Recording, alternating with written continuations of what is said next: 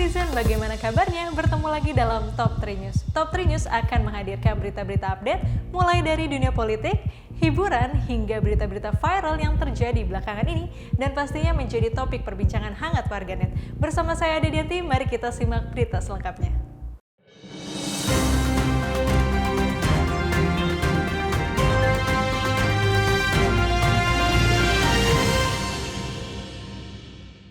Ya, berita pertama, vaksinasi di Indonesia dibilang lambat, Yusuf Kala kritisi Menteri Kesehatan Budi Gunadi.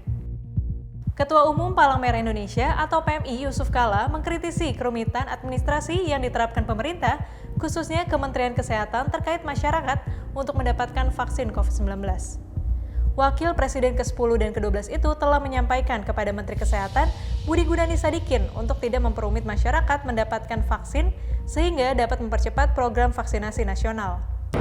Memang harus semua kerjasama, tidak ada yang sanggup, karena mesti ada yang punya vaksin, peran pemerintah, mesti ada tempat, berarti ini, mesti ada nakesnya, mesti ada administrasinya. Tapi Pak Dirjen, saya sudah sampaikan juga Pak Menteri, bahwa apa yang menyebabkan keterlambatan, terlalu ribet administrasinya. Ribet di luar negeri, datang api jadi langsung suntik selesai pulang, tidak perlu ada online. Saya selalu bilang vaksin itu beda dengan pembagian sembako. Kalau pembagian sembako orang mau saja menerima sampai 5 kali sehari, untuk itu perlu diverifikasi, kata Yusuf Kala. Ya, kerumitan administrasi vaksinasi COVID-19 di Indonesia memang mengalami keterlambatan. Bahkan JK meminta kepada Menteri Kesehatan Budi Gunadi untuk melihat negara lain dengan memudahkan vaksinasi hanya dengan membawa kartu identitas. Bahkan JK meminta juga kepada pemerintah untuk mempermudah sistem pendaftaran vaksinasi COVID di Indonesia.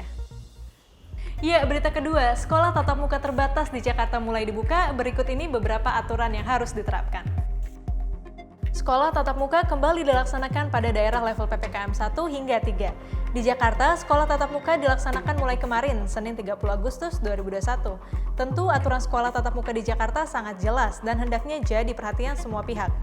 Aturan ini tercantum dalam surat keputusan bersama Menteri Pendidikan dan Kebudayaan nomor 03/KB/2021, Menteri Agama nomor 384 tahun 2021, Menteri Kesehatan nomor HK 01.08/Menkes/4242/2021 dan Menteri Dalam Negeri nomor 440/717 tahun 2021. Kepala Dinas Pendidikan DKI Jakarta, Nahdiana, dalam surat Kepala Dinas Pendidikan nomor 883 tahun 2021 menyebutkan, ada 610 sekolah yang menggelar pembelajaran tatap muka terbatas di Jakarta. Dalam pelaksanaan pembelajaran tatap muka, Satuan Pendidikan melakukan PTM dengan menerapkan protokol kesehatan yang ketat sesuai ketentuan perundang-undangan, kata Nahdiana. Berikut aturan sekolah tatap muka di Jakarta. 1. Fase pertemuan tatap muka terbatas. Masa transisi berlangsung selama 2 bulan, terhitung sejak dimulainya pertemuan tatap muka terbatas di Satuan Pendidikan. Meliputi jadwal pembelajaran, jumlah hari belajar dalam seminggu, dan jumlah jam belajar setiap hari, serta pembagian rombongan belajar. Masa kebiasaan baru dimulai saat masa transisi, jika dikategorikan dalam PPKM level 3 ke bawah atau zona hijau, maka Satuan Pendidikan masuk ke masa kebiasaan baru. Kedua, metode pembelajaran. Dilakukan secara blended learning, memadukan proses belajar tatap muka di kelas dengan e-learning. E-learning sendiri dilakukan dengan aplikasi setara daring dan disediakan bahan belajar berupa e-book. Waktu pembelajaran. SMA, SMK sederajat maksimal 35 menit dikali 5, artinya 175 menit dikali 1 kali seminggu. SMP sederajat, maksimal 35 menit dikali 4, artinya 140 menit 1 kali per minggu. SD sederajat, maksimal 35 menit dikali 3, artinya 105 menit 1 kali seminggu. PAUD, maksimal 30 menit dikali 2, artinya 60 menit 1 kali seminggu. 4. Koordinasi protokol kesehatan. Satuan Pendidikan harus mempersiapkan dan menetapkan tim gugus tugas COVID-19 sekaligus melakukan koordinasi dengan instansi terkait, mulai dari puskesmas, gugus tugas percepatan penanganan COVID-19, tingkat kelurahan, serta Satpol PP kelurahan atau kecamatan. 5. Kesiapan pembukaan sekolah. Ke-6. Peran serta Komite Kesatuan Pendidikan atau orang tua. Sekolah tatap muka terbatas di DKI Jakarta sudah mulai pada Senin 30 Agustus kemarin yang dilaksanakan di 610 sekolah di DKI Jakarta. Ya, tidak hanya di Jakarta, diharapkan di daerah-daerah lain di Indonesia dapat memulai kembali sekolah tatap muka dan juga program vaksinasi pelajar dapat dilaksanakan dengan baik. Ya, berita ketiga, viral sosok wajah ibu di Kota Makassar yang mirip dengan Presiden Jokowi menjadi sorotan. Mari kita simak berita selengkapnya. Perempuan bernama Anipina, usia 51 tahun, tengah viral diperbincangkan.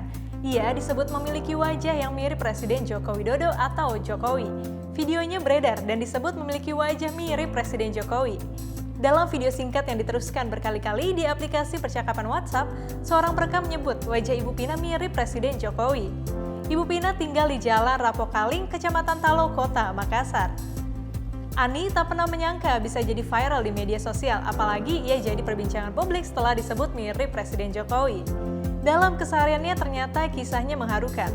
Sejak ditinggal suami, ia merantau di Kota Makassar dengan bekerja serabutan.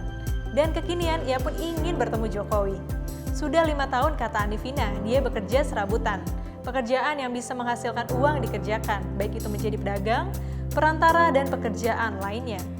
Pekerjaanku petik kacang hijau, jual jalan kote, berdagang barang orang dijualkan, sudah 5 tahun begitu saya kerja. Mauku ketemu presiden, kalau suka kasih uang, tutur Anifina. Ya netizen, itu dia sejumlah berita-berita yang hadir dalam Top 3 News kali ini. Mulai dari berita Yusuf Kala yang mengkritisi Menteri Kesehatan Budi Gunadi mengenai vaksinasi di Indonesia, hingga sekolah tatap muka di Jakarta yang sudah dibuka, dan juga viral sosok ibu-ibu yang wajahnya mirip sekali dengan Presiden Joko Widodo. Untuk netizen yang ingin berpendapat atas berita-berita tadi, langsung aja tulis komentarnya di kolom komentar di bawah sini. Sampai jumpa lagi dalam Top 3 News selanjutnya.